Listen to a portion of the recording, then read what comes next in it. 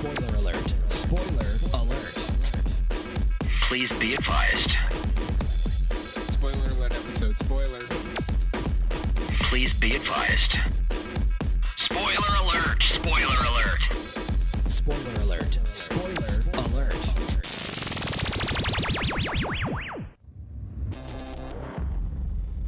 Well, guess what, everybody? This is exciting. The War for the Planet of the Apes spoiler app with a Planet of the Apes expert. I thought you were going to say with a guy from the Planet of the Apes. With the guy who's been From living. the future. I am from the Planet of the Apes. He's one of the few humans that can talk. He's been... I living got on the- over it. I got over the virus. Yeah, a little echinacea. So that was, That's what it was. Yeah, some vitamin C. acupuncture. All right. I thought it was just all that clean living out in the Forbidden Zone. I thought, There's a reason why they call it forbidden, my hello, friend. Captain. You know what I'm talking about. It's that kind of weekend. It's a front. It's a front. Ladies and gentlemen, this is our good friend, Matt Weinhold. Hi. You've written for the site. Yes. Yes. He's part of Comedy Film Nerds. He's I love you guys, and that's the main thing. one of the writers. I'm very, very fond of both of you. Yeah, well, And I'm not thank even you. being smarmy Hollywood. You're making it uncomfortable. Yes. I like to look, get it out of the way. Get it out of the way. I'm all hands the first 15 minutes, and then we can relax things and settle talk. down. Yeah. Once I get my little pervert thing Matt is taken care also of. one of the writers on the Comedy Film Nerds book. He did the horror chapter and also And has that's his own. because he's all hands. That's because he's all hands. His hands are all over everything. The octopus. He is just my creeps his online way. handle. Yes. Squiddly diddly. Matty the Octopus Weinhold in studio, And he has his own podcast, Monster Party. Monster Party. which I've been on. You've been on. Yes, I have. Now, And what I love that's a about fun- Two of my favorite episodes. Seriously. Like Really? you guys, like that was, both of these were so much fun. Chris, yours telling the whole story of your movie was like, Asylum, yeah. was just like pure joy. And then you, when we did the crossovers with the Jack Lord thing and Captain Kirk, blew my mind. Loved it. It was so. Your show is so fun. What I love about it is it's a commitment. It's like, well, you don't just go do the podcast. You pencil in the evening. Yeah, you're going to a Yes. party. Yeah, Yeah, you it guys is. It have really dinner. is. You We have dinner, dinner, we have uh-huh. drinks. It's Sure, you can do an hour, but you know, whatever. no, you come in, there's food, we start drinking, then we socialize for a little bit, and Yeah? then we record. It really is. It's an evening party. Anywhere that has free food. Yeah. We've learned that across the board. Denise Crosby, when we had her on, she was like, all you had to do is say free meal. Yeah. And we're there. When you're just like, Graham, what do you want for dinner? I'm like, I'm in. Whatever you guys need me to do. We doing body painting? What are we doing? I'm in. I don't give a shit.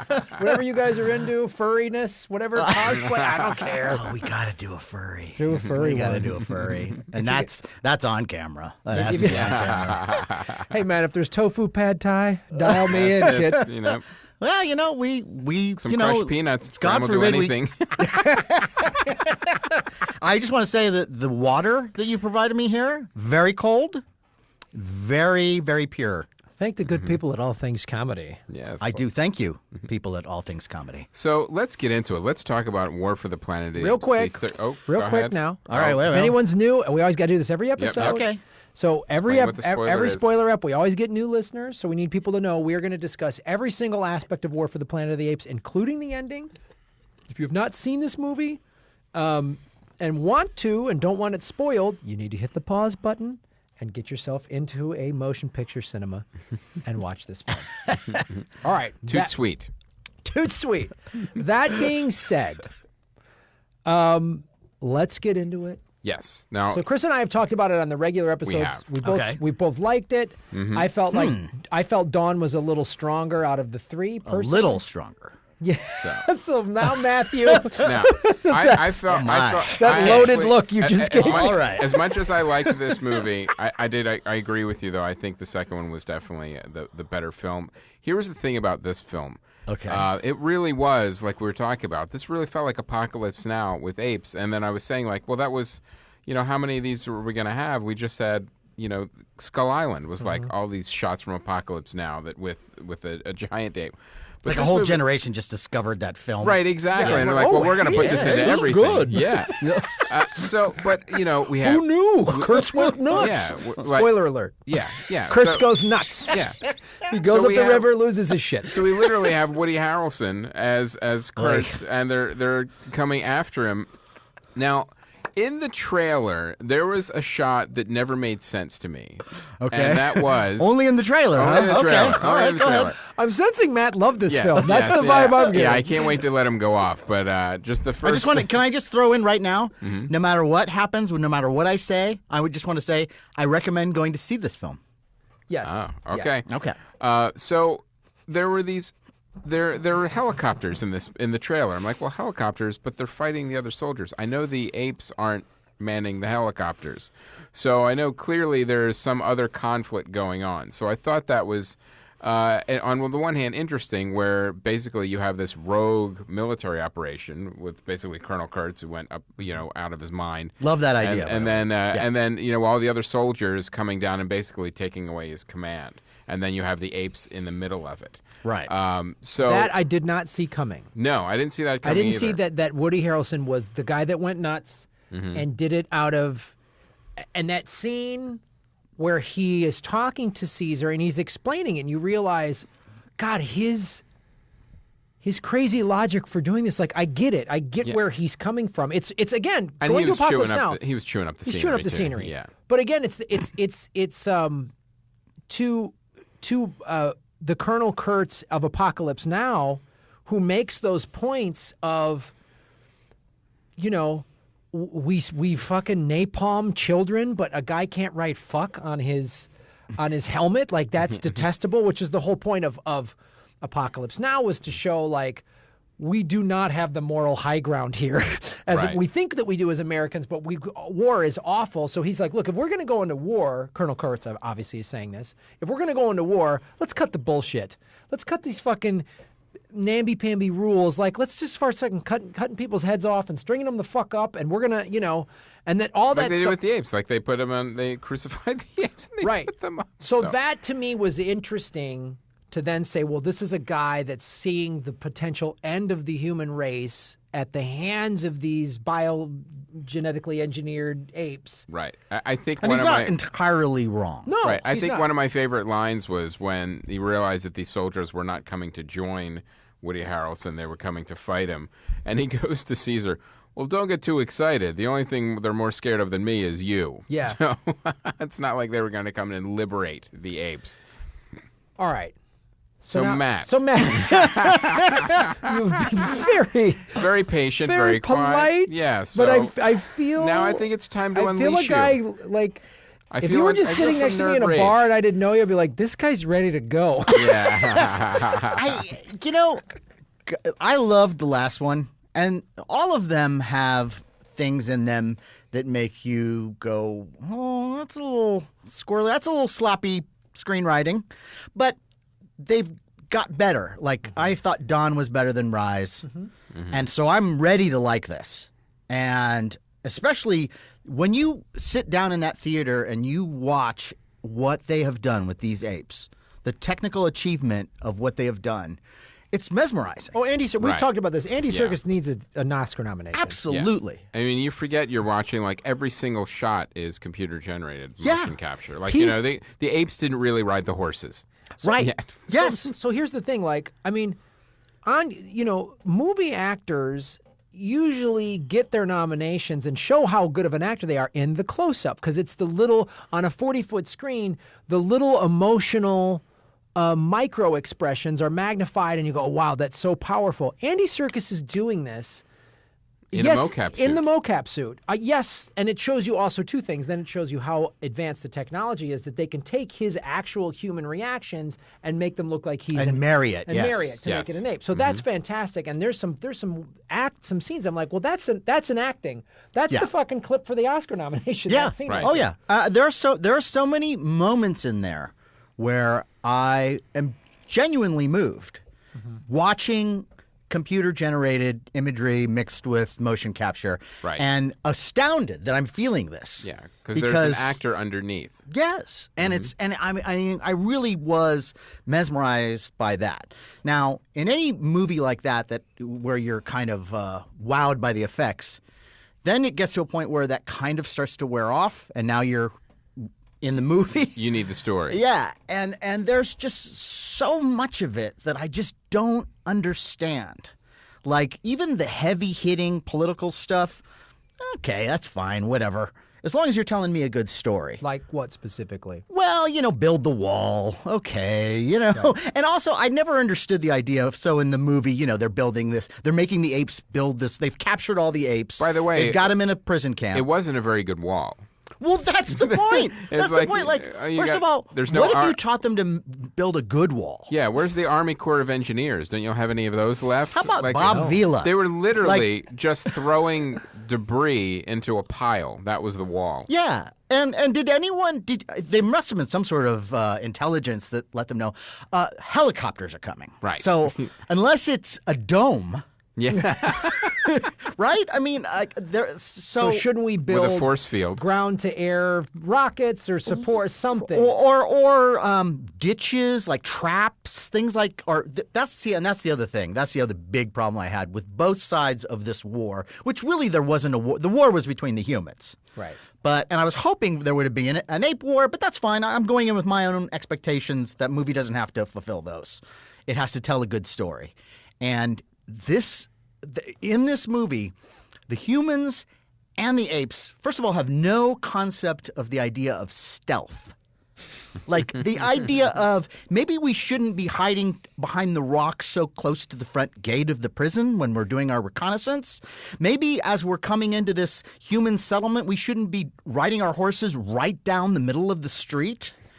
I mean, all over the place. And I'm thinking to myself, Caesar, you're a terrible leader. You and Rick from The Walking Dead should hang out because you're both awful. Well, there's no ninja apes. There's no stuff. It's hard to be stealthy. And also, wouldn't you think that after all the shit that's gone down before, that someone should suggest to Caesar, or Caesar might want to come up with this idea by himself of like, hey, maybe we need some cars.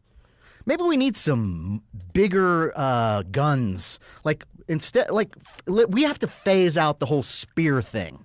Like, come on. You are in danger, and you know that they're coming for you. No, even if you're like, oh, my God, they caught us off guard because there was the white ape that, turned on us and gave our location away. Well, they were going to find you at some point because they have technology, and you don't. And so, like, that was the other thing, too, is that I was expecting they would be a little more fortified by this point in the trilogy. Mm-hmm. And more proactively, like, going out, stealing weapons, killing soldiers, getting their guns and ammo, and fortifying ourselves. Because they did have that. They would take any of the weapons that they would get off the soldiers. They would actually use the guns. But didn't it seem like they didn't have too many? They didn't have too many. It almost felt like Matt Reeves, who directed it and one of the writers, should have watched the original Red Dawn more. Because it isn't like what Wolverines. Do you know I like both versions of that movie? I even like the remake of that movie. That's a bold statement. Well, if you're going to be critical of this one, and then you're going to say you're critical of War for the Planet of the Apes, but you like the. But see, one in my mind is a B movie, and the other one is like we're taking this to another level. One is more cartoon, especially the remake. Yeah, the remake is cartoon. Yeah. Okay. All right. This isn't a Red Dawn. No, I think we should now change it to Red Dawn. Ape Dawn. Let's talk about Ape Dawn. So now I want to talk about this virus that because there was a in the movie. In the movie, yes. Weird time to bring it up, Chris. The quote, the simian flu. We're all infected. Let's face it. Okay. Everyone on this show is. Can I ask you a question about that right off the bat? Mm-hmm. And this could be just because I'm dense, but I didn't, like, when they find the little girl. Yes. I had no idea what was going on. Like, the idea that she had blood coming out of her nose. I didn't know who she was. I didn't know what her relationship was to the guy. Mm-hmm. I didn't realize that it took me almost the entire movie to figure out that the blood from her nose, because she has the virus. And anyway, go on with what you were saying. What I was going to say, that girl is actually Nova that becomes the girl in the original Planet of the Apes movies. What I was going to say is the virus, like, I would have liked to have seen a little bit more of specific rules, the way these were kind of buttoned up a little bit, because the virus, The way it was presented is that, okay, this is a virus that's affecting the apes, making them smarter, and is also making the humans mute and dumber.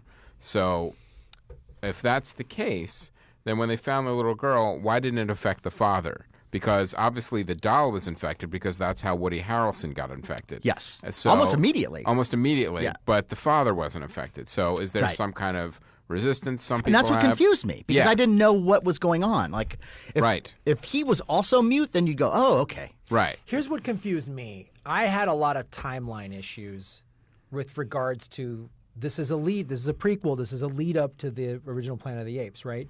So, and maybe this has been explained elsewhere and I've missed it. In my fan fiction? Go ahead. Yes. So in the original one, Charlton Heston, they show the time clock on their spaceship. It goes thousands of years. Yeah. Thousands of years. Yeah. So from 1990 or whenever he supposedly leaves. So Where did they get that date wrong? yeah. So this is what, 15, 20 years after society collapsed? Yeah. My wife had a problem with this too, by the way. Yeah, because so Yeah. they're like, I love the fact that they're like, oh, her name's Nova. I love the callback Yeah. to the original, but I'm like, so this girl lives to be 3,500 years old, or where is that Yes, she time? does. That's a problem. Well, it's a huge problem. series of Novas. Every girl born to her is named Nova. Well, so, yeah, but then they also They did don't that. know how to talk anymore. So Yeah. So everyone they just hand down the Well, they did Yeah. that twice. Yeah. They did it with her, and they did it with Cornelius. Right. So both her and Cornelius are 3,000 years old, right. or they've named their next 20 children or Right. 1,000 children. You know what I mean? Like, with that, I was thinking, well, they're going to mess with the time. Everything is yeah. going to be a little bit more they're gonna immediate. They're yeah. going to retcon the timeline or something Yes, like They're that. totally yeah. going to retcon. Or they're the just going to timeline. say, oh, there's the spaceship clock got broken. Yes. I'll buy that too, considering what else happens in that movie. Sure, why not? Yeah. Right. I would buy the space-time clock. Got broken. Space clock went nuts. Mm-hmm. We're not 3,000 years in the future. We're just like 50 or 100. All it has to do is spin around wildly once, and then you're like, oh, it's broken. It's broken. Crazy clock. Right. Look, my coffee maker was not working when I got back from Comic-Con. That's, technology is on that just teeter-totter edge there. You never know when something's going to just flip on you. So you're going to find a crumbled Statue of Liberty on a beach, is what you're telling me. And just I'm going to find a heavens, Mr. why? Coffee on the beach. No! You maniacs! You finally done it! Strong brew is Joe DiMaggio, No. you did it! What were some of the other Easter eggs that you noticed in the film? Like, because I'm sure Graham and I didn't see all of them. Well, I mean, most of the ones there weren't too many veiled ones. I mean, the ones that right off the bat, yeah. I mean, like doing the Nova thing, I thought was wonderful because I'm your audience. I'm the guy. All you have to do is provide me with all that little nerd fan stuff, and I'll go crazy. I'm with you, and that's what bothered me about that movie, is because I felt like it was addressing me as a fan and someone who, respects this franchise. But then there were so many things that were just sloppy, bad screenwriting that were just and it made the movie drag. Like the whole prison section of that film, where The Great Escape? It's the Great Escape, but it's a terrible Great Escape. And The having Grape Ape little, Escape? yeah, the great. I want to see that movie. Yes. Let's make that movie. The fourth in this series should be that the apes start turning purple or whatever color he And wear was. baseball yeah, caps. yeah. Yes, I'm in. But yeah, I mean the breakout thing and having the little Jar Jar Binks guy running around. Well, that was Steve Zahn, wasn't it? Yeah, that's Steve Zahn. And Did the zoo primate who Who got smarter? yes, got smarter. He's not one of them, but he's taught himself to be smarter. I liked him in the very first scene. I liked him, and Best I found him clothes. amusing, where I was like, okay, this is just to kind of introduce him, but he's going to play a more important role instead of idiot, loud-talking ape when you need to be quiet. Yeah. Again, He was no Gilligan. concept of he was Gilligan. He was Gilligan. Yes. No concept of stealth once again, and him putting his little head up in the holes that were under the prison camp, and the virus explains a lot if it's making humans dumber. Right. Because these humans were the dumbest humans. The way that they protected that camp, there's like one guard and he gets shit thrown on him, and then that tricks him into unlocking the gate to confront the apes, and then they all escape. Who threw that? Yeah, really? Guys, they are laughing in our faces with this kind of thing. I mean, throughout that movie, having the little girl who decides to walk into the prison camp and help Caesar. Yeah, no one noticed her. No one notices. All you got to do is just walk. That's the one place in the prison camp. The wall wasn't done yet. So then we need more guards, right? Right. Yeah, we need some guards. How about some guards? Just one who gets poo thrown on him. That's it. Yeah. I mean, and then every time the head comes up through the little hole underground. How about there's one part where they go where the little girl gets in, she helps Caesar, gets him some food and water, and then leaves her little doll. She has that little doll, Right. and it leaves it in the cage, and then Woody Harrelson notices it and says, do a sweep of the area. Well, apparently that never happened because the sweep of the area would have found the apes. Yeah. And also might have found some holes in the ground and then like, oh, hey, maybe we should check out under the ground because they've got to know that all exists, Well, right? maybe it meant sweep just a very small area.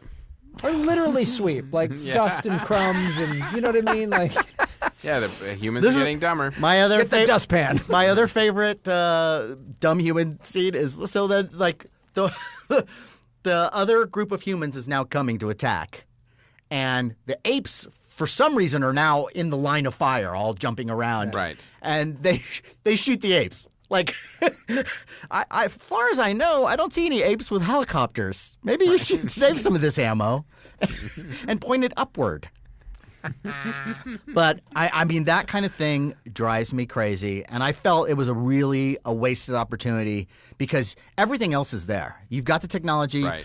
amazing performances. And even look, I wasn't crazy about Woody Harrelson with the stupid sunglasses, but okay, I could have gone along with that if everything else would have been there, and it wasn't.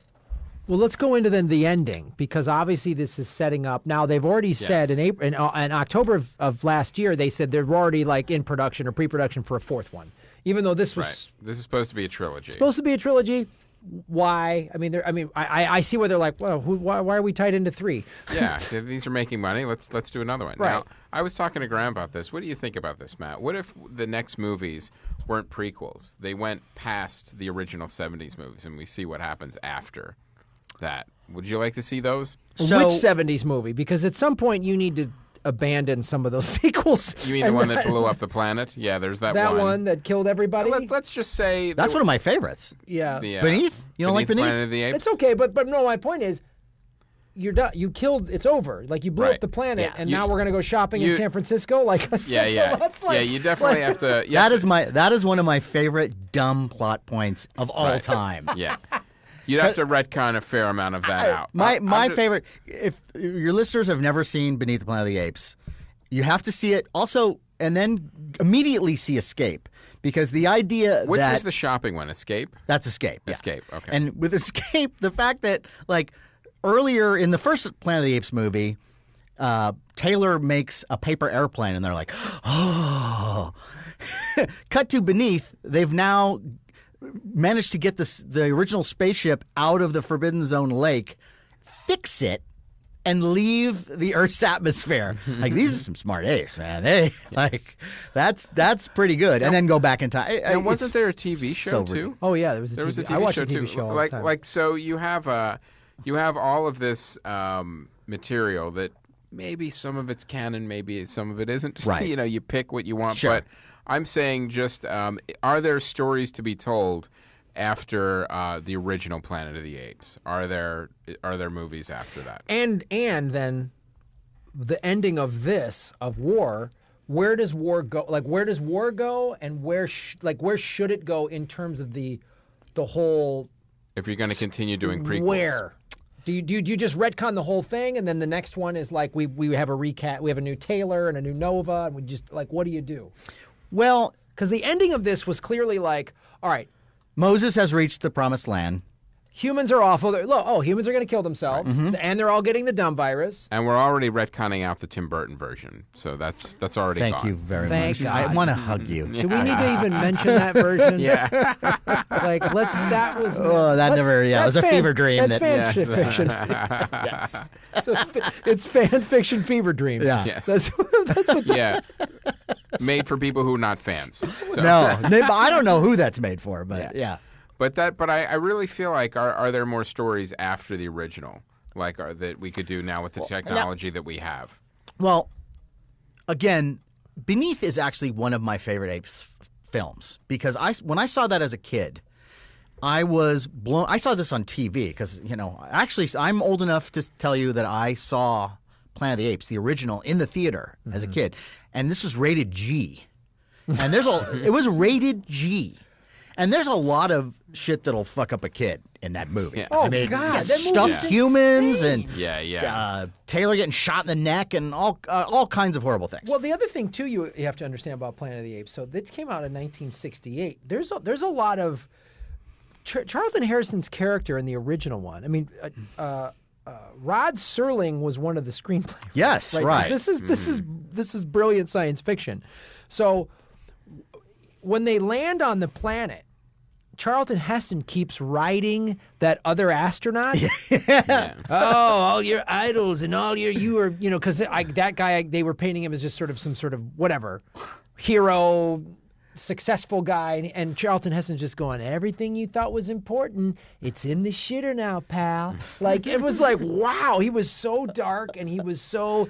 And this is what you're fixating on, my service record? Yeah, exactly. It's like they built, Yeah, that's all great, Taylor. I'm looking for water right now. I don't care that you're talking about there was love making, but no love. Dana Gould had this thing about, like... Stuart, the girl, the blonde that dies, Right? And that he's talking about her. He's like, yes, she was going to be the Eve, Right? And we were going to be the Adams. Like, no, I think she was probably thought that she was going to be the science officer. I don't think I don't think the Eve part was. I don't think she realized I'm going to be getting triple teamed by all these creeps. Oh my God, take a number. But so getting to your point, Science officer. Oh, you fucking meatheads! Wow, jock idiots. Didn't read the fine print. What you're saying about the sequels, though, is one of the things I loved about Beneath is that Beneath went bonkers. Like you with Planet, you have a pretty straightforward story with the surprise ending. Right. With Beneath, now you've got mutants. You've got a dictatorial gorilla. You've got all these. You've got a doomsday machine. A doomsday. They not only are they mutants that have the ability to enter your mind and make you fight or kill each other against your will, but you have a group of people who are scarred. They wear masks to cover that, and they worship an atomic bomb. And by the end of the film, the Earth ends. And I remember being a kid watching this on TV, and Taylor sets off the Alpha Omega bomb, and you've got like played by Charlton Heston. Right. Taylor is played by. Well, it's actually Brent. He's like no. Taylor's the one who sets off the bomb, though. Yeah, Taylor's there at the very end. Because that's Brent, right. They meet at the very end. Brent gets shot up by Ursus. That's right. And they have that weird. So does Taylor. Yeah. That weird. It's 1970, so they can't hug. They have that weird where they shake each other, and that weird man. They want to hug each other, but they're A man half shake, a man half hug. They get close, like I want to hug him, but that'll make me. I gay. now have to watch that again. Oh God, just for that. Yeah, I saw because actually they replayed when I first moved to LA. We talked about this in the other episode. I saw they played these back to back at the New Beverly when I first moved here in the 90s, and I was like, oh, they were so fantastic. So anyway, you're right. Taylor did come in at the end, and he blows up the entire Earth, and then you got Right. Paul Frees coming in at the end with the voiceover, and the third planet from the sun is now a burnt out cinder. But the way he said it, though, he goes, Finally. a small, insignificant... Is now dead. He said it's a small... And he also said a small, insignificant planet. So it's just... I remember watching that as a kid like, wow, so first of all, we're just some little speck of dust in the universe. Right. Like all of a sudden now you're getting existential. Yeah. And you're like, holy Like, shit, why do I what have is to my do place in the world? Yeah. And Why do I have to do my homework now? Yeah. And if we're going to... And because obviously this was in the middle of the Cold War. Yeah. About us blowing each other up. That's done. We don't have to worry about that now. Everything's great on planet Earth. But Thank God. whew, but that was, I remember that was a, No one has missiles but us. that was a, and we're very responsible. And we have other responsible countries on this planet. Everything's One thing great. we don't make is mistakes. Well, America, when we do, we learn from it. Yeah. Oh, We absolutely. Regime change works. But I remember as a kid, that glare, I was like terrified of the like, oh, we're gonna end, us and the Soviets are gonna blow each other up. Oh, yeah. And this was like, and it seemed like such a big deal. And this went, yeah, if you dumb humans can't get along, who cares? You're gonna blow, your little small planet is over. And no one will notice. Oh, yeah. Not until the aliens land. Yeah. And I remember watching that and like, wait a minute, that's the end? Like, it's the end. Yeah. And on top, for everything, for everyone, the entire Earth is dead. And I also... It's a more sobering, but still as poignant as Doctor Strangelove's ending. Both of them end with Right. it's over. This one, Beneath, is like real serious, and and Doctor Strangelove is like, ha ha, idiots. Now, Escape kind of pretty much goes with the premise of, well, the second one didn't happen. No, it does. No, the second one, they go back in time. They go back in time before it happens. They go back in time before it happened. And what you get with Escape, I guess 2 was, Beneath was so heavy that they figured, all right, you know what we got to do? We got to do lighten it up a We got to little. do a Love American style ape film. We got to, like, it's all, as you said, we're Kind of shopping. we're Kind of a that girl. yeah. Daisies, roses. Yep. Somebody's going to lose a kite. Yeah. Yeah. Who can turn a world on with a smile? Yeah. Zira sees herself as a mannequin. Yeah. Oh, God, I want to make that now. But yeah, I think that they felt like they had to lighten it up. And then after that, then you get into Conquest, where it's now back to dead serious. Right. And it's civil rights. And I remember watching that in the theater. Now there's 2 versions of that. The one that they released in the theater where they had to recut the film at the end of the movie. It's basically Rise, is Conquest. And Caesar, originally played by Roddy McDowall, at the end of that movie, he's taken over this ape complex, and they're all about to slaughter the humans. And he says, but we will put down our weapons, because they did a test screening, and people got too into the apes slaughtering all the humans. It was so dark. And right now, when you get the box sets, they include that original director's cut where they slaughter everybody. Oh, wow. And it's great. And that's the definitive one to see, I think, now. But I remember seeing that in the theater. But where did the TV show fit in the timeline? I think it was not. It was an alternative Right. history. Because the apes in that one, I mean, I guess you could say, if you wanted to play with it a little bit, the human beings were not that smart, but they weren't really, it wasn't that they weren't smart, they just weren't educated. Right. And they could still speak. And so I guess you could argue that maybe gradually over another 100 years, what's another 100 years in Planet of the Apes, right? Right. Give or take. Yeah. That they forget how to speak. But that was another one. The TV show, because growing up, Apes freak, had all the Mego figures, was into it. And then the show comes out, like, oh my God, a Planet of the Apes TV show. And the first one's okay. They land, and they're all right. There's the Ursus kind of character. All right, that's fine. And then by the end of it, it was like, I don't know, like they had a bunch of scripts that were from Quincy, and they just Quincy, like A couple of Rockford Files thrown in they're there. like, just change it to Apes. It'll be Apes instead of Chicago. It's Ape City. Okay, It's like anything. Well, there's a policewoman script we never shot. I mean, there was actually one episode where it's like, there's cheating. They're having a horse race, and there's they are cheating on the horse race, and so humans got to get in. Like, what the fuck? It's the Planet of the Apes, and the story's about a crooked horse race. Yes. We take gambling serious here, Taylor. Ape must not cheat ape. I remember the show not lasting very long. No, it was one season. It was. And, Yeah. I remember I did the same thing. I was a kid. I was so into Planet of the Apes, and then I watched a couple. And I remember the TV show. I was like, "This will be awesome!" And I was 2 Yeah. episodes in. I was like, Imagine if you're kinda lame. disappointing children with your show. I'm like, really? I mean, this is "You've lost yourself." Yeah, this is the bar was pretty low. We would have liked it. Okay, but let's go back now. Yeah, So just that- give us this. And it's like the thing with superhero stuff now is like the superhero shows back then. It's like, if you made it just like the comic, we'd all love it, and We'd love it. it would ran forever. forever. Right. Yeah. Forever. So let's go back, though, to the ending of this movie, War for the Planet of the Apes, right? The humans kill each other. The apes make it out. They survive. Actually, the humans don't kill each other. Well, It's a act of God. right, an avalanche. It's an avalanche, which avalanche. another giant problem. Like that was just like, It was a very selective let's avalanche. end this. Yes. And Because it was a lot of. It was interesting because it was a lot of troops. I'm like, oh, there's a lot of troops left, and they're all in winter gear. I wonder what's going to happen. Oh, we're going to get rid of them with an avalanche. I wanted to see like one of them, like Wile E. Coyote, like pull out the little umbrella Yeah. before the avalanche hit him. With a sign that says "Yikes." Yeah.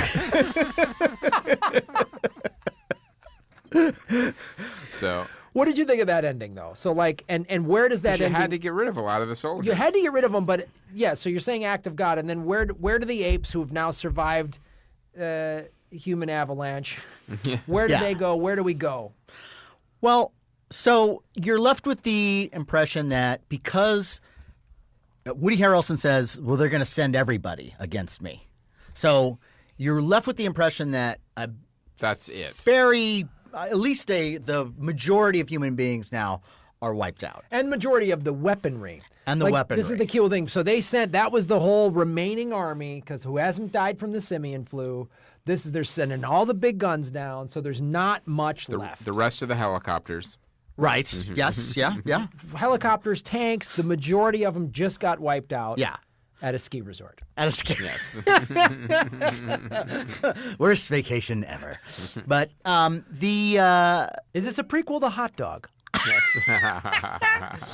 was Bill Dwyer in Hot Dog 2? Yes. God, I hope. I think you're we thinking of Ski School. Oh, sorry. ski school. Thank you. Oh, damn, I should know this. But so at the end, they escape the humans. They find their Shangri-La. They find their Israel, and they, everyone's happy. And then I saw this coming, but again, this is a spoiler thing, right? Yeah, you say whatever. Yeah, Caesar is mortally injured, Right. and By the soldier that he saved in the beginning. Yeah, which that was another thing that was just a red herring that was unsatisfying. The idea that you build this guy up to maybe be this something, The one Sympathetic. human, the one human that gets sympathetic human, and that just kind of goes nowhere. But okay, fine. He's mortally wounded and he's dying. I didn't mind the idea that Caesar dies. Right. Because I felt like, okay, we can tell a new story now. Yes. If they make more movies. Right. But the way that scene was done, I felt came off a little silly. Except for his dying scene, that all of a sudden everyone's jumping around and no one really notices that, hey, how you doing, Caesar? Like, well, I seem to see a trail of blood coming after you. And are you okay? And that's the other thing, too, is like, how about medicine? Like, isn't there something that they can do to try to help him? Because it didn't seem like even that was done. He was just hiding his wound. Why? Why not have they do whatever they can to save him? Well, Again, end of the I don't wanna- trilogy, have to have a heroic death. So, I get it. I understand. I was actually all right with that because the idea that they found their place. Okay, what we know is that no place is ever safe. So this is just a momentary respite from whatever new set of horrors. And what I'm hoping, if they are going to still play around with all the stuff from the last movies and throw in the Easter eggs, I would love to see some mutants. Right. The right. leftover, remnants of humanity. That's why I thought there might have been a nuclear thing in this to sort of set the up the stage. mutants, yeah. That's For what the the first mutants, one was all yeah. about. The first one was like, this is a post-nuclear Holocaust. Yeah, there's a reason why it's the Forbidden Zone because Right. it's nuclear, it's radiation. fallout. Yeah.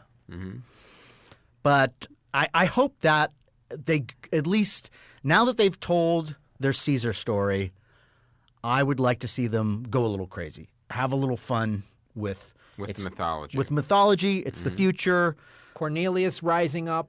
Yeah. And are we going to then see the battle between the chimps and the gorillas in terms of that was the big Like battle, yeah. battle for dominance. But that was also that was very much introduced in the first one. In the first one, yes. Yeah. Cornelius Yeah. was a scientist, and all that stuff. But the gorillas are more warlike. And I love how they switch it, because actually in nature, chimpanzees are way more violent than gorillas are. Yeah. I mean, if you ever study anything about the wars that chimpanzees have amongst each other, they're ruthless. Really? Oh, yeah. And they'll eat each tear other, right? another chimpanzee to pieces Right. as a kind of almost like a symbol to the other group, the other tribe of chimpanzees. But yeah, I always thought that was kind of funny. And now what I liked about this movie is that they kind of switched it back. right. That because most of the apes in those movies are chimpanzees, Right. and I And the gorillas were the ones that sort of were docile and got that turn. The general Turn, giant yes. kind of That thing. turn that just acquiesced to the power of the war of the humans. yeah. Can I just say my favorite scene in that movie, and I know a lot of people have also pointed this out, but that scene where Maurice finds the little girl, is like I could watch that again and again, Right. of how subtle that thing is and how moving it is and how it's no dialogue. Nope. And I definitely recommend that you see this movie. I mean, just to acknowledge the technology in this film where motion captured apes look so realistic that they can make you feel those kinds of emotion, Yes. even with acting with or without human counterparts. It's an achievement.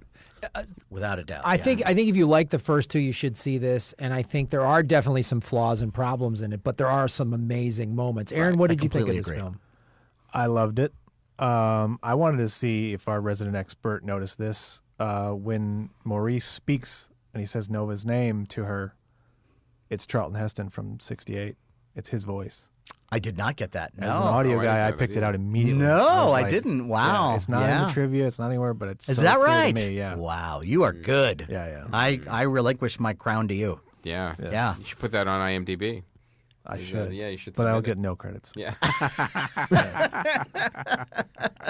But yeah, and in terms of where the franchise goes from here, I also read in the trivia that this is the first in the franchise of this new franchise that doesn't mention the original novel as source material. So they can kind of go anywhere. And I think my We'll guess see is mutants at some point. my guess is they're gonna since these movies do well and they are pretty entertaining, Right.